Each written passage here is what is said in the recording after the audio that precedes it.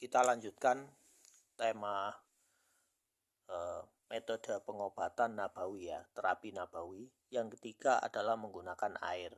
Ya, tentunya air ini yang pertama bersih dan suci. Ya.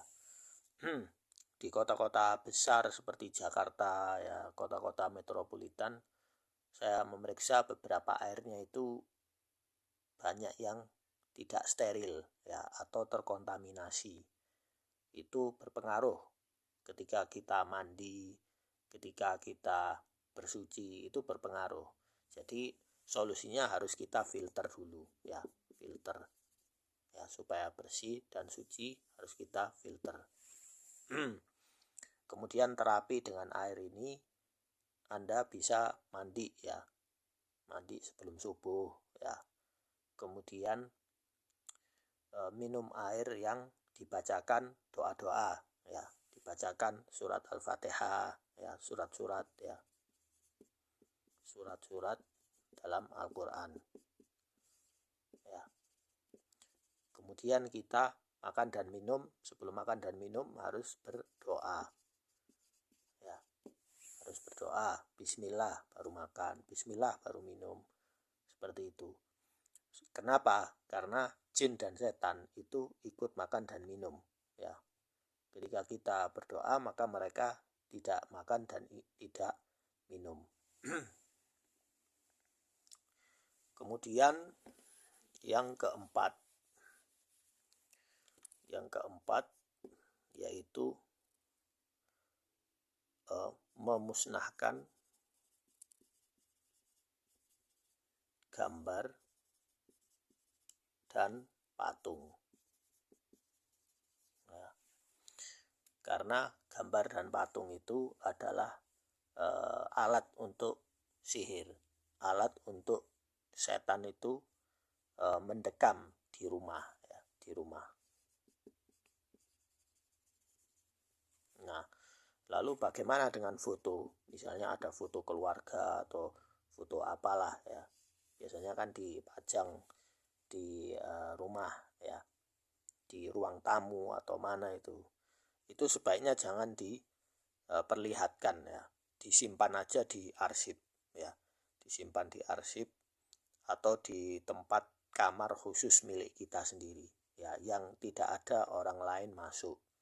Kenapa? Karena kalau orang masuk ke rumah, foto ini di depan ruang tamu ya, orang kadang tidak semuanya memuji ya,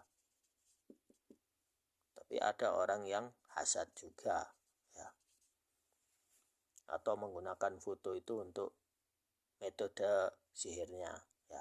Jadi sebaiknya kita tidak pajang di ruang tamu, jadi kita simpan aja. Terus gambar-gambar lukisan ya, Nyi Roro Kidul atau lukisan apalah, kemudian patung ya, itu harus kita musnahkan, tidak boleh ada di rumah, karena malaikat tidak masuk di rumah yang ada lukisan gambar patung ya. Kecuali kalau gambar-gambar pohon, rumah, desain gitu ya, itu tidak masalah ya, karena tidak ada makhluk hidup ruhi ya.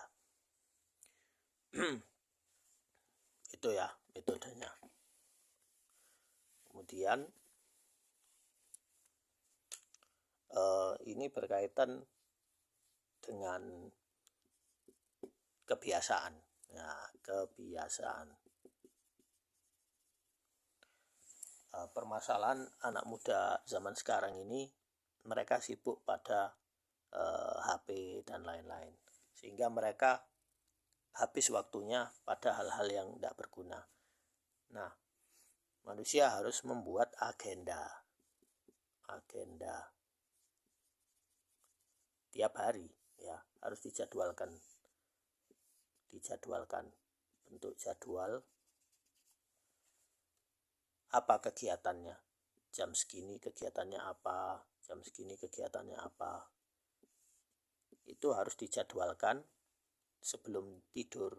Jadi harus dijadwalkan untuk besok, dijadwalkan hari ini. sebelum tidur menulis ini. Dengan metode ini, orang-orang seperti penyakit skizofrenia, depresi, dan lain-lain tidak punya aktivitas, suka menganggur, itu terobati dengan program-program positif yang dia tulis sendiri, ya. Atau kalau minimal dia tidak bisa nulis, maka pendampingnya, orang tuanya lah yang membuatkannya seperti ini. Hal-hal yang sudah terjadwal, tentu kebiasaan yang positif. Ya, tidak boleh ada kebiasaan yang negatif di situ. Karena manusia kalau sudah sibuk pada hal yang positif, maka dia akan capek dan tidak ada waktu untuk hal yang negatif. Ya, seperti itu.